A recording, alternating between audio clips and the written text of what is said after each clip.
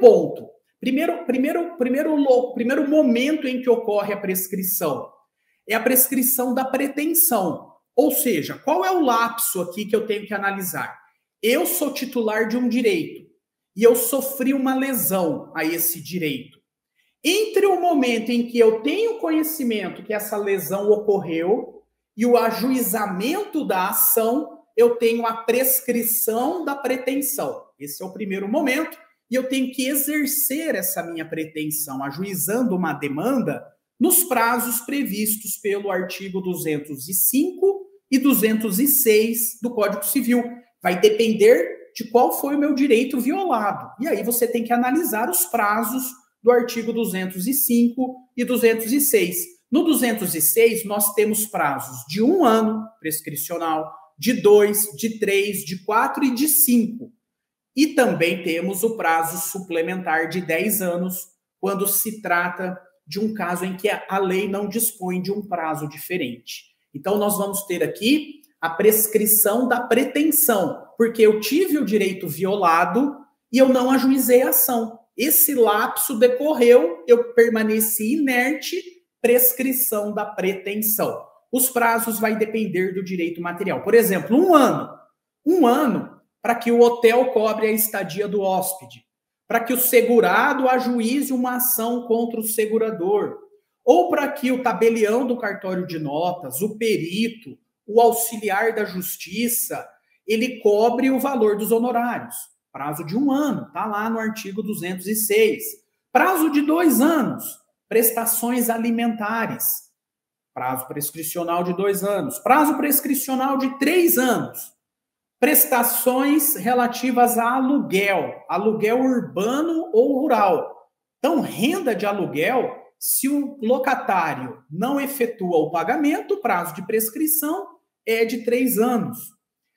Se eu sofro um acidente e eu tenho o meu direito violado, a minha integridade física, o meu patrimônio, eu tenho uma pretensão de indenização. Essa pretensão eu tenho que ajuizar no prazo de prescrição de 3 anos. Senão, perda da minha pretensão. Eu tenho o direito de ser ressarcido, mas eu não posso exigir judicialmente esse direito, porque houve a prescrição da pretensão.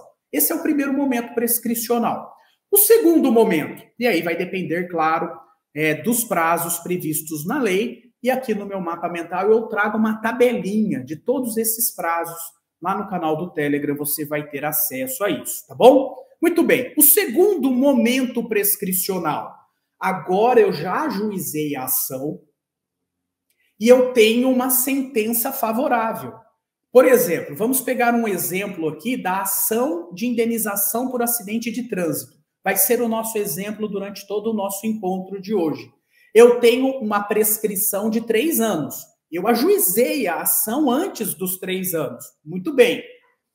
A ação desenvolveu e eu tive lá no final do procedimento uma sentença de procedência. Uma sentença de procedência, uma sentença condenatória. Do trânsito em julgado da sentença condenatória até o requerimento de início do cumprimento de sentença, eu tenho um novo lapso, que é a prescrição da execução. A prescrição da execução, ela é entre o trânsito em julgado da sentença condenatória e a instauração da execução. Cumprimento de sentença, se for título judicial. E qual é o prazo prescricional para a execução? O prazo prescricional para a execução é o mesmo prazo para a pretensão. O prazo é igual nos termos da súmula 150 do Supremo Tribunal Federal. Então, veja, se eu tenho um prazo prescricional para exercer a pretensão de 3 anos num acidente de trânsito, a contar da data do ato ilícito do acidente, eu tenho 3 anos para ajuizar a demanda. Ok, esse é o prazo prescricional da pretensão. Eu tenho uma sentença condenatória favorável à indenização? Sim. Do trânsito em julgado dessa sentença condenatória, começa a correr o prazo para a prescrição da execução. Portanto, eu tenho que apresentar um requerimento de cumprimento de sentença no mesmo prazo prescricional da pretensão, no prazo de 3 anos. Súmula 150 do STF. Muito bem. Antes dos 3 anos, eu fiz um requerimento para instaurar o cumprimento de sentença. Então, não tem prescrição da execução. Fiz no prazo adequado. E agora, inicia o cumprimento de sentença. A fase executiva. E aqui eu tenho a terceira possibilidade de ter uma prescrição, que é a prescrição intercorrente. A prescrição intercorrente é a prescrição no curso da execução. Prescrição no curso da execução. Essa execução é lato sensu. Pode ser uma execução que decorre de uma sentença, portanto, cumprimento de sentença, ou pode ser uma execução por título extrajudicial.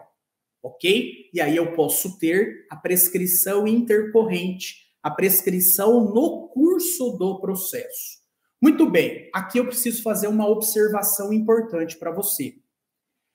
Essa prescrição intercorrente, ela só ocorre na fase executiva. Não temos prescrição intercorrente na fase do conhecimento. Lá no processo sincrético não tem prescrição intercorrente. A prescrição intercorrente, a nossa matéria de análise hoje, é uma matéria exclusiva da execução. A execução por título judicial ou execução por título extrajudicial.